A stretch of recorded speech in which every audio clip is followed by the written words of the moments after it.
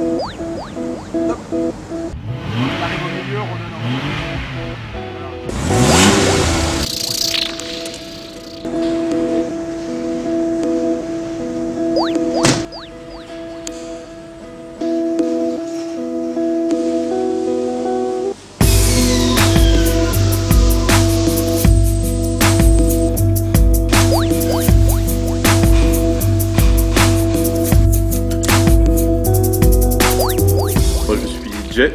Cofondateur de l'écurie, administrateur de la publication du magazine Intersection.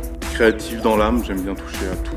Que ce soit par rapport à l'automobile, que ce soit de réaliser des véhicules par rapport à des projets ou des événements, comme là aujourd'hui sur ce projet 4L3000.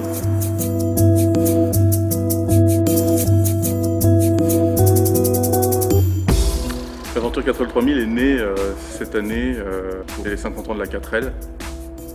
Qui est quand même une voiture iconique pour nous, Français, et notre génération, parce qu'on a tous côtoyé quelqu'un qui roulait avec ce véhicule, et donc il y a toujours des retours, des petits rappels de mémoire, et c'était pour nous le moment de faire quelque chose avec, quoi, de la remettre en avant. C'est une voiture qui a une âme, et chez Renault, à l'époque, ils avaient toujours cette façon de multiplier les rôles de la voiture par différentes finitions.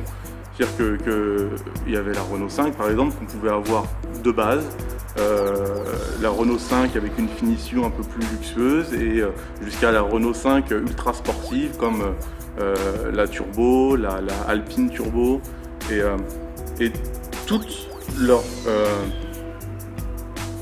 leurs voitures avait ces différentes catégories, sauf la 4L qui justement était perdue dans son rôle d'ultra polyvalente mais par elle-même. Et je pense que tout le monde à l'époque a attendu le modèle sport, voire ultra sport, la vraie voiture de grand tourisme, la GT. Et ce projet que je pense même les ingénieurs de chez Renault avaient dû imaginer n'a jamais existé. Et là, c'était l'occasion vraiment de créer un modèle entre guillemets fantôme, quoi. Ce que tout le monde avait dans la tête, mais qui n'était jamais sorti.